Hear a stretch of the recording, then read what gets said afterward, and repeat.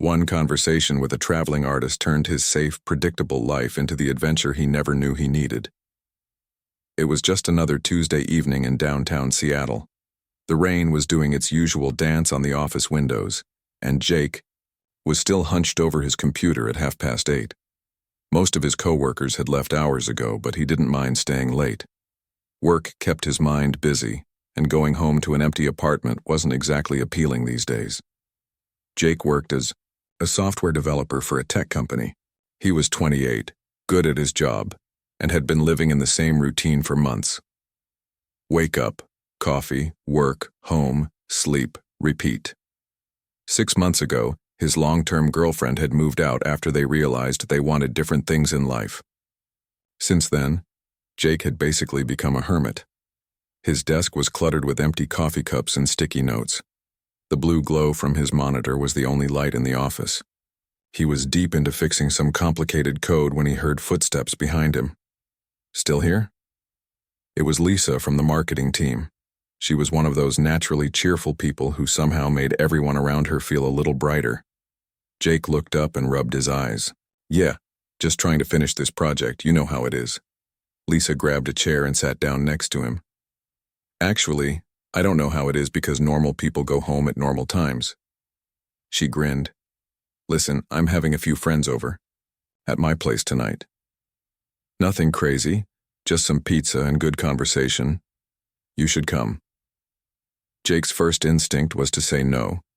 He'd been turning down social invitations for months. But something about the way Lisa asked made him pause. Maybe it was because she didn't push or make a big deal about it. She just asked like it was the most natural thing in the world. "I don't know," Jake said, looking back at his computer screen. "I've got a lot of work to catch up on." "The work will still be here tomorrow," Lisa said. "But my friend from Portland is only in town for one night. She's really cool and I think you'd like her." There was something in Lisa's voice that made Jake curious. She wasn't the type to try and set people up randomly. She was more subtle than that. "What's she like?" Jake asked, trying to sound casual. "Well, she's an artist. Travels around a lot, sells her paintings at local markets. She's got this way of seeing the world that's different from most people. Very honest, very real." Lisa paused. "Actually, she reminds me of you in some ways." Jake laughed. "How does a traveling artist remind you of a computer programmer? You both notice things other people miss.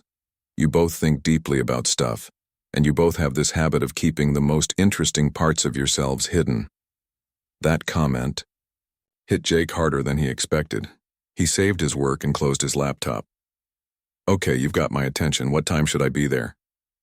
An hour later, Jake found himself standing outside Lisa's apartment building in Capitol Hill. The building was old and charming, with ivy growing up the brick walls. He could hear laughter coming from the third floor. For a moment, he almost turned around and went home. Social situations felt awkward now. He'd gotten so used to being alone that being around people required extra effort. But he'd already come this far, so he climbed the stairs and knocked on the door. Lisa opened it with a huge smile. "You actually came. I wasn't sure you would." The apartment was cozy and warm, filled with the smell of pizza and candles. There were only 4 other people there, which Jake appreciated. Small groups were easier than big parties. "Everyone, this is Jake from work," Lisa announced. "Jake, meet the crew." Jake waved hello and accepted a slice of pizza. The group was chatting about travel stories and funny work experiences. It was the kind of easy conversation that Jake had forgotten he enjoyed. Then he noticed her. She was sitting by the window sketching something in a small notebook. She had long dark hair and was wearing a vintage leather jacket that looked like it had traveled many miles. There was something magnetic about her presence. She wasn't trying to be the center of attention, but Jake found his eyes drifting toward her throughout the evening. "That's Maya," Lisa whispered to him during a quiet moment. "The friend I told you about." Maya looked up from her sketch pad at that moment and caught Jake staring. Instead of looking away awkwardly, she smiled and walked over. "You must be Jake," she said, extending her hand. "Lisa talks about you constantly. She says you're the most interesting person at her office who pretends not to be interesting." Jake shook her hand, surprised by her firm grip. That's a very specific reputation to have. The best kind, Maya said. Her eyes were bright green and seemed to look right through him. What do you think makes someone interesting? It was such a direct question that Jake had to think for a moment. I guess someone who pays attention to the world around them, someone who asks good questions. What's a good question you've been thinking about lately? Jake was impressed. Most people made small talk about work or the weather. Maya jumped straight into the deep end. I've been wondering why people settle for lives that make them feel empty, Jake said, surprising himself with his honesty. Maya's expression became more serious. That's a dangerous question to ask yourself. Why dangerous? Because once you really think about it, you can't go back to pretending the emptiness isn't there. The conversation continued like that for the next hour. They talked about everything from the meaning of home to whether it was better to regret things you did or things you didn't do. Jake felt more awake than he had in months. As the evening wound down and people started leaving, Maya approached him again. "Walk me to my car?" she asked. "I want to show you something." Jake grabbed his jacket, curious about what she might want to share. Outside, the Seattle drizzle had started again, creating halos around the streetlights. Maya's car was an old Honda covered in bumper stickers from national parks and small towns. The back seat was filled with art supplies, a sleeping bag, and what looked like the remnants of a dozen road trips. "This is my life right now," she said, gesturing to the organized chaos. "Everything I own fits in this car. I've been driving up and down the coast for 2 years, stopping wherever something interesting catches my attention." "That sounds incredible," Jake said, and he meant it. "It is and it isn't," Maya said. "Freedom is amazing, but it can also be lonely. Sometimes I wonder if I'm running toward something or away from something." They stood there in comfortable silence for a moment, both lost in thought. Finally, Maya looked at him with those piercing green eyes and said something that would change everything. "I'm staying at a motel downtown tonight. And tomorrow morning, I'm driving back to Portland, but I have a feeling this conversation isn't over." Jake stood there looking at Maya's car, trying to figure out what she meant by their conversation not being over. The rain was getting heavier, and he could see drops gathering on her leather jacket. "Want to sit in the car for a minute?" Maya asked, noticing him getting soaked. "I promise I'm not trying to kidnap you or anything." They climbed into her Honda, and immediately Jake was surrounded by the smell of coffee, paint, and something that reminded him of ocean air. Maya turned on the engine for heat but didn't turn on the radio. The silence felt comfortable rather than awkward. "Can I ask you something personal?" Maya said, turning to face him. "Go ahead. When was the last time you did something that scared you?" Jake thought about it. Really thought about it. "I honestly can't remember. Maybe when I moved to Seattle for this job 3 years ago." "That's a long time to play it safe," Maya said without judgment. "What about you? What's the last scary thing you did?" Maya laughed. "Coming to this party tonight, actually. Lisa told me about you weeks ago, and I've been curious ever since. She said you were this brilliant guy who'd basically disappeared into his work after a bad breakup." Jake felt his cheeks get warm. "She told you about that?" "Just that you were going through a tough time. Nothing detailed." Maya paused. "But I could see it tonight. You have this look like you're watching life happen instead of living it." That hit close to home. Jake had been feeling exactly that way for months, but hearing someone else say it out loud made it real. "I used to be different," he said quietly. "More spontaneous, more willing to take chances." "What changed?" Jake stared out the windshield at the empty street. "I guess I got tired of things not working out the way I planned. My relationship, my career goals, even friendships. It felt easier to just focus on work and avoid disappointment." Maya nodded like she understood completely. "I did the opposite. When my life fell apart 2 years ago, I decided to run from anything that felt too permanent or complicated." "What happened 2 years ago?" "I was engaged to someone I'd known since college. We had this whole life planned out together. House, kids, the works. Then one day I woke up and realized I felt like I was suffocating. The life we were building looked perfect on paper, but it didn't feel like mine. Jake could hear the pain in her voice, even though she was trying to sound casual about it. So I called off the wedding, quit my job at a design firm, and bought this car. I've been moving ever since. Do you regret it? Maya was quiet for a long moment. I regret hurting him. He was a good person who deserved better than someone who wasn't sure. But I don't regret choosing uncertainty over the wrong certainty. They sat there listening to the rain on the roof. Jake felt like he was talking to someone who understood something important about life that he was still figuring out. Can I show you something? Maya asked, reaching into the back seat. She pulled out a worn sketchbook and flipped through several pages before landing on a drawing of a city skyline at night. I drew this in Portland last month, she said. But look at this one. She turned the page to show a nearly identical sketch, but with small differences in the buildings and lights. That's San Francisco from 6 months ago, and this one is Vancouver from last winter. She showed him page after page of city skylines, all beautiful, all slightly different. They're amazing, Jake said, studying the detail in each drawing. Here's the thing, though, Maya said, closing the sketchbook. I realized I've been drawing the same picture over and over, just in different places. I thought I was exploring and discovering new things, but really I was just running the same pattern in different locations. Jake looked at her, understanding, dawning on him. And tonight felt different? Tonight felt like the first time in 2 years that I wanted to stay somewhere long enough to see what might happen next. The weight of what she was saying settled between them. This wasn't just casual conversation anymore. This was two people admitting that they'd both been stuck in different ways. What are you thinking about? Maya asked.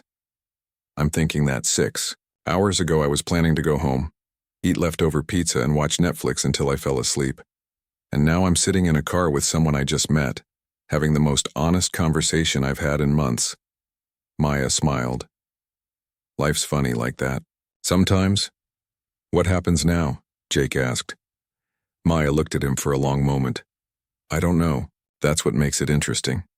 She paused. I'm supposed to drive back to Portland tomorrow morning.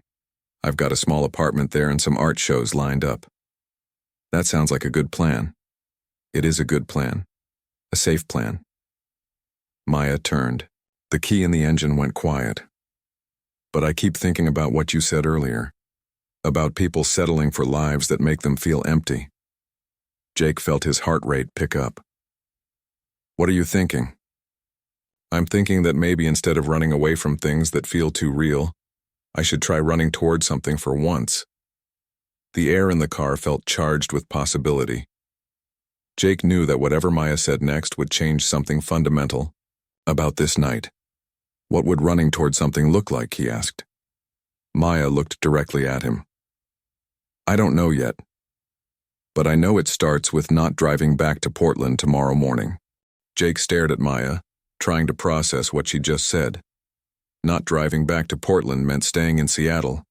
Staying meant they would see each other again. The thought both excited and terrified him. You'd change your plans because of one conversation? He asked. Not just because of the conversation, Maya said.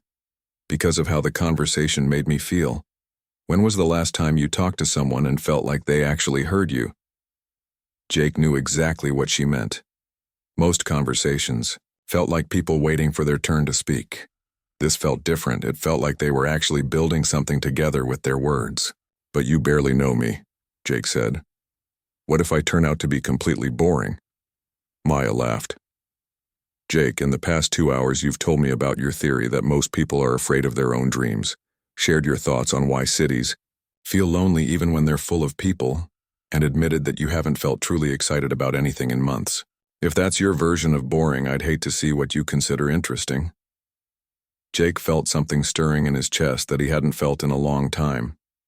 It was hope mixed with possibility, and a tiny bit of fear. Where would you stay? He asked. I mean, if you decided not to leave tomorrow. I hadn't thought that far ahead, Maya admitted. I've been staying at this little motel downtown. It's not fancy, but it's cheap and the owner is nice. For how long? I don't know, maybe a week, maybe longer. Maya turned to face him fully. I realize this sounds crazy. We just met, and I'm talking about changing my entire schedule based on a feeling. It does sound crazy, Jake agreed. But maybe that's not a bad thing. They sat in comfortable silence for a moment, both thinking about what this could mean. Can I ask you something? Maya said. Sure. If I stayed for a week, what would you want to show me about Seattle? Jake thought about it. There's this coffee shop in Fremont that has the best view of the city, and there's a bookstore in Pioneer Square where you can get lost for hours. Oh, and the art museum has this exhibit right now that I think you'd love. What kind of exhibit? It's called Cities in Motion. It's all about how urban landscapes change and evolve. Lots of photographs and paintings of the same places taken years apart. Maya's eyes lit up. That sounds perfect. See? You already know things about this city that I'd never discover on my own. And you'd show me things I've never noticed, even though I've lived here for 3 years. Exactly, Maya smiled. We could be each other's tour guides. The idea was starting to feel less crazy and more like an adventure. Jake found himself imagining walking through Pike Place Market with Maya, showing her his favorite spots, seeing the city through her artist's eyes. There's just one problem, Jake said. What's that? I work tomorrow, and the next day. I can't just take time off with no notice. Maya nodded. I wasn't expecting you to drop everything. I know you have responsibilities, but that doesn't mean we can't spend evenings together. Weekends. You'd be okay with that, just hanging out when I'm not working? Jake, I've spent the last 2 years with complete freedom to do whatever I want, whenever I want. And you know, what I've learned? Freedom without connection is just another kind of prison. That statement hit Jake like a lightning bolt. He'd been thinking that his routine was the prison, but maybe isolation was the real trap. What about your art shows in Portland? He asked. I can reschedule them or drive back for a weekend and come back here. It's only 3 hours away. Jake could feel his practical mind listing all the reasons this was impractical. They didn't know each other well enough. Long-distance situations were complicated. Maya might get bored and leave anyway. But for the first time in months, his heart was speaking louder than his practical mind. Okay, he said. Okay, what? Okay, let's try it. Let's see what happens if you stay for a week. Maya's face broke into a huge smile. Really? Really? But I have one condition. What's that? Tomorrow night after work, you let me cook dinner for you. Nothing fancy, just something better than motel food. You cook? I'm not terrible at it. I used to cook for my ex-girlfriend all the time. It's one of the things I miss about having someone to share life with. Maya reached over and squeezed his hand. That sounds wonderful. Jake felt a warmth spread through his chest.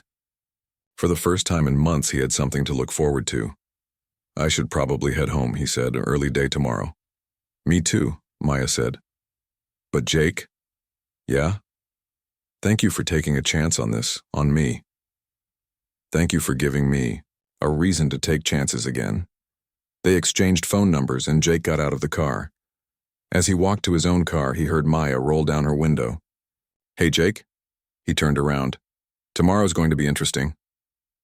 Jake smiled and waved as Maya drove away. As he sat in his own car, he realized his hands were shaking slightly. Not from fear, but from excitement. For the first time in 6 months, tomorrow felt full of possibility instead of just another day to get through. Jake barely slept that night. Every time he closed his eyes, he replayed the conversation with Maya. Part of him couldn't believe he'd agreed to this spontaneous plan. The other part of him felt more alive than he had in months. He got to work, early the next morning, hoping to get ahead on his project so he could leave on time. But focusing was nearly impossible. His mind kept drifting to Maya, wondering what she was doing, whether she was having second thoughts about staying. Around lunchtime, his phone buzzed with a text from her. Found an amazing coffee shop in your neighborhood. The owner has been here for 30 years and knows everyone's story. Thought you might like to hear some of them tonight. Jake smiled and typed back. Can't wait. Still on for dinner at my place? Absolutely. Should I bring anything? Just yourself. Jake spent the rest of the day in a much better mood. His co-workers even noticed the change. You seem different today, Lisa said when she stopped by his desk. More energetic. Just had a good evening yesterday, Jake said, trying to play it cool. Maya texted me this morning. She said you two really hit it off. Jake felt his cheeks warm up. She's interesting. That's one way to put it, Lisa grinned.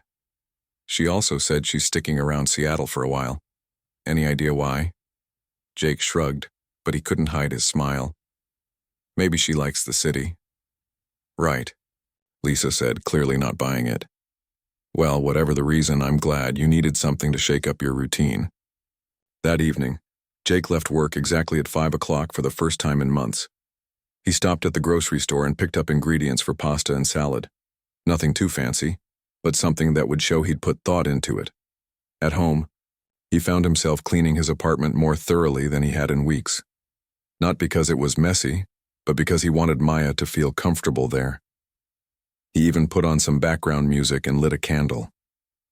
At 7 o'clock sharp, there was a knock at his door. Jake opened it to find Maya standing there with a bottle of wine and a small canvas. I brought a housewarming gift, she said, holding up the painting. I know you're not moving in or anything, but I wanted to give you something. Jake looked at the canvas. It was a painting of the Seattle skyline at night, but done in a style he'd never seen before. The buildings seemed to glow from within, and the whole scene felt dreamlike and magical. Maya, this is incredible. You painted this today. This morning I couldn't sleep last night, so I got up early and walked around the city. This is how Seattle looked to me today, like a place where anything could happen. Jake felt something tighten in his chest. No one had ever given him something so personal and meaningful. Thank you, he said. I love it. They went inside, and Maya looked around his apartment with genuine interest. It was neat and organized, with bookshelves lining the walls and a comfortable couch facing a large window that looked out over the city. This feels like you, she said. Thoughtful and organized, but not stuffy. Is that a good thing? It's a very good thing. Jake opened the wine while Maya examined his books. She pulled out a worn copy of a travel memoir and flipped through it. Have you been to any of these places? She asked. Not yet. I keep buying travel books and telling myself I'll plan a trip someday, but someday never seems to come. What's stopping you? Jake thought about it while he stirred the pasta sauce. Fear, mostly. Fear of traveling alone. Fear of spending the money. Fear of taking time off work. Fear that the reality won't live up to the dream. All valid fears, Maya said. But what if the reality turned out better than the dream? Is that what happened when you started traveling? Maya sat down at his small dining table. Sometimes. Other times it was worse. But even the disappointing experiences taught me something about myself. They sat down to eat, and the conversation flowed as easily as it had the night before. Maya told him about the different cities she'd visited, not just the tourist attractions, but the small details that made each place unique. The way morning light hit the buildings in San Francisco, the sound of street musicians in New Orleans, the smell of rain in Portland. You make everywhere sound magical, Jake said. Places become magical when you pay attention to them, when you're not just passing through but actually present. I don't think I've been present anywhere in a long time, Jake admitted. What do you mean? Even here, in my own city, I feel like I'm just going through the motions. Work, home, sleep, repeat. I'm not really experiencing any of it. Maya leaned forward. What would it look like to be present here? In Seattle, in your life? Jake considered the question seriously. I guess it would mean noticing things I usually ignore, talking to people instead of just walking past them, taking walks for the sake of walking, not just to get somewhere. What else? Taking risks, saying yes to things that scare me a little bit, like having dinner with a near stranger who decided to stay in town because of one conversation. Jake laughed. Exactly like that. After dinner, they moved to the couch with their wine. Maya curled up in the corner, and Jake sat facing her. The candle he'd lit earlier was still flickering, casting dancing shadows on the walls. Can I ask you something personal? Maya said. Go ahead. Last night you said you used to be more spontaneous. What was that version of you like? Jake thought back to his college days, to the person he'd been before life got so serious and planned out. I used to say yes to almost everything. Road trips with friends, last-minute concerts, trying new restaurants just because they looked interesting. I had this idea that life was meant to be an adventure. What changed? Real life, I guess. Jobs with responsibilities, relationships that required planning, bills that needed to be paid. Somewhere along the way, I started believing that being an adult meant giving up the adventure part. Maya was quiet for a moment. What if it doesn't have to mean that? What do you mean? What if being an adult just means choosing your adventures more carefully, instead of giving them up completely? Jake felt something shift inside him as she said this. It wasn't that he had to choose between being responsible and being spontaneous. Maybe he could find a way to be both. Is that what you're doing by staying here? He asked, choosing an adventure more carefully. Maya smiled. I'm choosing to see what happens when I stop running and start building something with someone else. The weight of her words settled between them. This wasn't just about a week in Seattle anymore. This was about two people deciding to create something new together. Jake looked at Maya, really looked at her. She was sitting there in his apartment, having changed her entire schedule for the possibility of something meaningful with him. It was terrifying and amazing at the same time. I'm glad you stayed, he said. I'm glad you asked me to stay. They sat in comfortable silence, both thinking about how much had changed in just 24 hours. Neither of them knew exactly where this was heading, but for the first time in a long time, not knowing felt like an adventure instead of a problem. 3 weeks had passed since that first dinner, and Jake's life had transformed in ways he never expected. Maya had extended her stay twice, finding a small furnished apartment just 10 minutes from his place. They'd fallen into a routine that felt both natural and exciting. Every evening after work, Jake would meet Maya somewhere new in the city. She'd spent her days exploring Seattle like a detective, finding hidden coffee shops, art galleries, and viewpoints that even longtime residents didn't know about. Through her eyes, Jake was discovering his own city for the first time. But it wasn't just about the places they went. It was about how Maya approached life itself. She talked to strangers, asked questions, noticed details that most people missed. Being around her made Jake more curious about everything. One Thursday evening, they were walking through Pike Place Market when Maya stopped in front of a flower stand. "Excuse me," she said to the elderly woman behind the counter. "I love how you've arranged these flowers.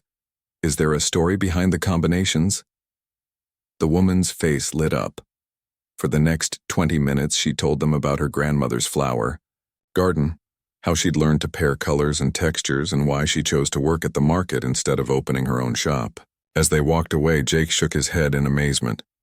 How do you do that? Do what? Get people to open up like that? She just told us her whole life story. Maya shrugged. I just ask questions and actually listen to the answers. Most people are dying to tell their stories. They just need someone to care enough to ask. That night, over dinner at a tiny restaurant Maya had discovered, Jake brought up something that had been on his mind. I've been thinking about what you said that first night, about people settling for lives that make them feel empty. What about it? I realized I wasn't just settling in my personal life. I was settling at work too. I've been doing the same type of projects for 2 years because they're safe and I'm good at them, but they don't challenge me anymore. Maya put down her fork. What would challenge you? There's this new project at work. It's risky and complicated, and most people think it might fail. But if it works, it could change how our whole company operates. Sounds perfect for you. I haven't volunteered for it yet. I keep telling myself I'm not ready, that I should wait until I have more experience. How much more experience do you need to take a risk? Jake laughed. When you put it like that, it sounds ridiculous. Not ridiculous, just human. We all have reasons for playing it safe. Did you always take risks, or did you have to learn how? Maya was quiet for a moment. I had to learn. 2 years ago, calling off my engagement was the first real risk I'd ever taken. Everything before that was just following the path that seemed safest. What made you finally take the leap? I realized that the safe path was actually the riskiest one of all. I was risking my entire life on someone else's definition of what would make me happy. Jake nodded, understanding exactly what she meant. The next day at work, Jake walked into his boss's office and volunteered for the challenging project. His boss looked surprised but pleased. "I wasn't sure you'd be interested in something this uncertain," his boss said. "I'm learning to be comfortable with uncertainty," Jake replied. That evening, he called Maya with the news. "I'm proud of you," she said. "How does it feel?" "Terrifying and exciting at the same time. The best decisions usually feel that way." They met for coffee that night, and Jake noticed Maya seemed more thoughtful than usual. "Everything okay?" he asked. "I got a call today from a gallery in Portland. They want to give me a solo show." Jake felt his stomach drop. "That's amazing. When?" "Next month. It's a big opportunity. The kind of thing I've been working toward for years." "You have to do it." It would mean going back to Portland for at least a month, maybe longer. They sat in silence, both understanding what this meant. Maya had been building a life in Seattle, but her art career was still based in Portland. "We'll figure it out," Jake said, though he wasn't sure how. "What if we don't have to figure it out?" Maya said slowly. "What do you mean?" "What if you came with me?" Jake stared at her. "To Portland? You can work remotely sometimes, right? And you just took on this new project. Maybe a change of scenery would be good for it." Jake's first instinct was to list all the reasons why it wouldn't work. His apartment lease, his routine, the comfort of familiar surroundings. But then he thought about everything that had changed in the past month. How much braver he'd become, how much more alive he felt. "For how long?" he asked. "I don't know. We could start with a month and see how it goes." Jake looked across the table at Maya. A month ago, he would have said this was impossible, too impractical, too risky, too much change too fast. But sitting there, looking at this incredible woman who had already changed his life in so many ways, the risk of not going seemed much worse than the risk of going. "Okay," he said. "Okay. Let's do it. Let's go to Portland." Maya's face broke into the biggest smile he'd ever seen. "Really?" "Really, but I have one condition." "What's that?" "We drive down together. I want to see what the world looks like through your eyes when we're on the road." "Deal." 2 weeks later, Jake was loading his laptop and a suitcase into Maya's Honda. His apartment was temporarily sublet to a coworker. His new project was approved for remote work, and he had no idea what would happen next. As they pulled out of Seattle, Maya reached over and took his hand. "Any regrets?" she asked. Jake looked back at the city skyline in the rearview mirror, then at Maya beside him, then at the open road ahead. "Not a single one." "What are you thinking about?" "I'm thinking that 3 weeks ago I thought I knew what my life looked like, and now I have no idea what's coming next." "How does that feel?" Jake squeezed her hand and smiled. "Like the best adventure I've ever been on." As they drove south toward Portland and toward whatever came next, Jake realized something important. He'd thought the story was about Maya staying in Seattle, but really, it was about both of them, learning to choose love over fear, adventure over safety, and each other over the comfort of being alone. The road stretched out ahead of them, full of possibility,